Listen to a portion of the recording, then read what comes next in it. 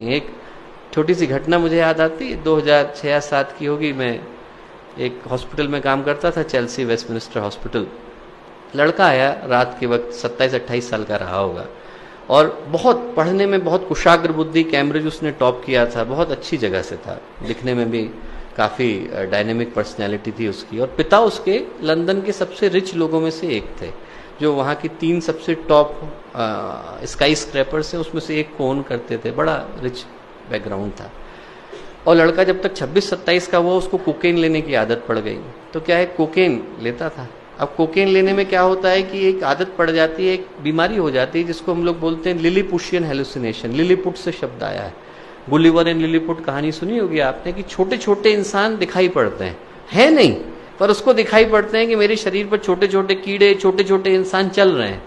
तो वो क्या करता था कि इंसुलिन की सिरिंज लेके उन आदमियों को निकालने की कोशिश करता था जो थे नहीं, imaginary figures, they were not there, उनको निकालने की कोशिश करता था।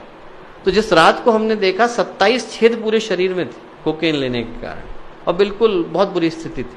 3 महीने लगे उसको ठीक करने में, जैसे तैसे ठीक हुआ। और एक दिन जब उससे बातचीत चल रही थी तो मैंने ऐसे ही पूछा, मैंने कहा कि बेटा तू क्रोध किस चीज का है, तेरे मन में भाई क्रोध किस चीज का है, why are you so angry? तो बोला मैं अपने पिता से बड़ा क्रोधित हूँ। तो मैंने पूछा क्यों? बोले आप एक सामान्य व्यक्ति की कल्पना करो, 18 साल का होता है तो एक एजुकेशन के लिए ट्राई कर रहा है, एजुकेशन मिल गई तो जॉब के लिए ट्राई कर रहा है, जॉब मिल गई तो फैमिली के लिए ट्राई कर रहा है, ऐसा आदमी ट्राई करता है, घर बन जाए सब। बोले मैं 12 साल का था, मुझे फरारी मिल गई, 14 साल का हुआ तो हेलीकॉप्टर मिल गया, 16-18 साल का हुआ तो बहुत बड़ी कंपनी का मालिक बन गया। कभी अपने को प्रूव करने का अवसर नहीं मिला, ऊपर जाने का कोई अवसर नहीं था, नीचे गिरने के पर्याप्त थे।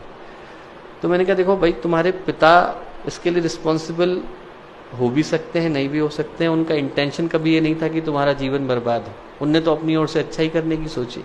पर यदि आपको लगता भी है कि आपके पिता रिस्पॉन्सिबल हैं, तो जिंदगी किसकी है? जिंदगी भर तो आप अपने पिता को ब्लेम करते हुए नहीं गुजारोगे ना, कुछ तो अपनी जिंदगी के लिए करोगे। तो उसके बाद फिर वो दिखा नहीं। 3-4 साल के बाद उसने साउथ अफ्रीका से एक पत्र लिखा और कहा कि साहब आपने जो बात कही तो बड़ा दिल में गहरे चुभ गई, और मैं पूरे विश्व की यात्रा पर निकल गया। बोले विश्व की यात्रा पर निकला, भारत पहुंचा। भारत में बस्तर एक जगह है हमारे यहाँ शांति कुंज में, बहुत सारे भाई लोग बहन लोग वहाँ से हैं, छोटा सा स्थान है, वहाँ पहुंचा तो उसने देखा एक किसान है साहब। किसान जो है पसीने से लथपथ है, कपड़े भी पहनने को नहीं, 4-4 बच्चे हैं, और फैमिली मिलके अच्छे से एंजॉय कर रही है, खाना खा रही है, छोटी मोटी जो उनके पास चीज थी वो खा रही थी, गाना गा रही थी। उनने इसको भी बुला लिया, बोले तू भी खाना खा ले। तो वो जो आदमी था बड़ा बैठ गया, उसको लगा कि साहब मैं खाना खाने के लिए। उसने कहा कि इनसे पूछो, अपने इंटरप्रेटर से कहा, किसान से पूछो कि इतना खुश क्यों है, इसको पास कुछ तो है नहीं, पैसा है नहीं, क्यों खुश है? तो उसने उससे पूछा तो किसान ने जवाब दिया। उसने कहा कि साहब इनसे किसने कहा कि मेरे पास कुछ नहीं है? बोले मेरे पास परिवार है।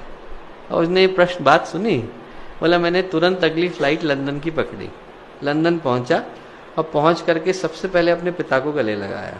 बोले हम दोनों फूट फूट करके 4 घंटे रोए।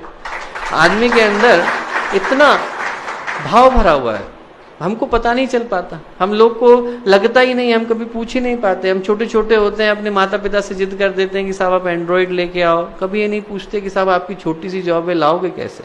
हमारी इच्छा है, हमारी इच्छा के लिए दूसरे को तड़पना पड़ता है। कई बार हम अपने बच्चों से आशाएं कर बैठते हैं, पर हमें नहीं पता होता बच्चा इस आशा को पूरा कैसे करेगा। और मैं कहूँ कि एक बार हम लोग अपने परिवार में तो संवेदना शुरू करके देखें, पूछ करके देखें किसी का कष्ट क्या है, दूर करने के लिए क्या कर सकते हैं। दूर करने के लिए हम सब कुछ नहीं कर सकते, पर भावनाएं तो दे सकते हैं।